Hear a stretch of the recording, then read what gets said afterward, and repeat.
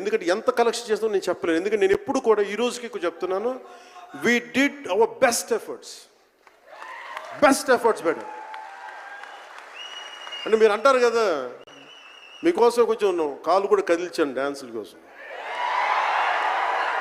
అలాగే నేను చాలా సంవత్సరాలు అయిపోయింది, ఎంతసేపు పొలిటికల్ ప్రాసెస్లోకి వెళ్ళిపోయి రియల్ లైఫ్ గుండాలను ఎదుర్కొన్నాను, రియల్ లైఫ్ రౌడీలను ఎదుర్కొన్నాను. కానీ సినిమాటిక్గా చెయ్యాలి అంటే ఎగిరి కొట్టడాలు ఇవన్నీ చేయడానికి నేను మళ్ళీ మార్షల్ ఆర్ట్స్ నేను చిన్నప్పుడు 20s ఉన్నప్పుడు ఎలా చేయాలో మళ్ళీ ఒక 1 month 2 months మళ్ళీ బ్రషప్ చేసి, ఒక ఎస్క్రీమా కానీ, జీత్ కండో కానీ, అలాగే ఇషున్రియు కరాటే కానీ, తర్వాత నేను నేర్చుకున్న మ్యాక్సిమం ఊషు కానీ, ఎనీ సెల్ఫ్ డిఫెన్స్ టెక్నిక్స్ అన్నీ కూడా క్రోడీకరించి, ఒక క్రమబద్ధీకరించి ఈ 18-minute క్లైమాక్స్ పార్ట్ నేను కొరియోగ్రాఫ్ చేశాను. దీన్ని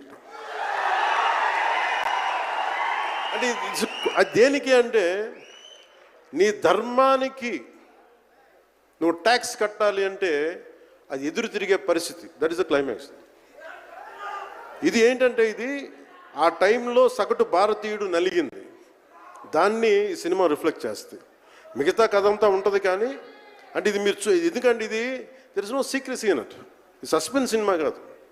బట్ వాట్ యూ హ్యావ్, మీరు సినిమా లోపలికి వెళ్ళినప్పుడు మీరు ఏమి చూడబోతున్నారు, ఏమి ఆశించబోతున్నారు అని చెప్పడానికి ఇదంతా చెప్తున్నాను. ఎందుకంటే నాకు సినిమా నాకు అమ్మడం తెలియదు, నా సినిమా ఇన్ని 100 కోట్లు చేస్తున్నా తెలియదు. ఎందుకంటే 10-15 రూపాయలతో కూడా సినిమాలు ఆడినాయి, మనం 10-15 రూపాయలతో కూడా సినిమాలు డబ్బులు చేసినాయి. ఫ్లాపుల్లో పెరిగామంటాను, నేను ఇప్పుడు సక్సెస్లో పెరగల. సో మీరు కోరుకున్న సక్సెస్ భవిష్యత్తులో రావాలని మీరు ఎలా ఆశిస్తున్నాను, నేను కూడా అలాగే ఆశిస్తున్నాను. జరుగుద్దా లేదా అన్నది ఆ పెరుమాళ్ళకి ఎరుక, అది భగవంతుడు చెప్పాలి, మన చేతిలో లేదు. మన చేతిలో ఉన్నదల్లా we had done best, we had given our best. Rest leave it to God. మీకు నచ్చిందా బద్దలు కొట్టే, that's all I can say.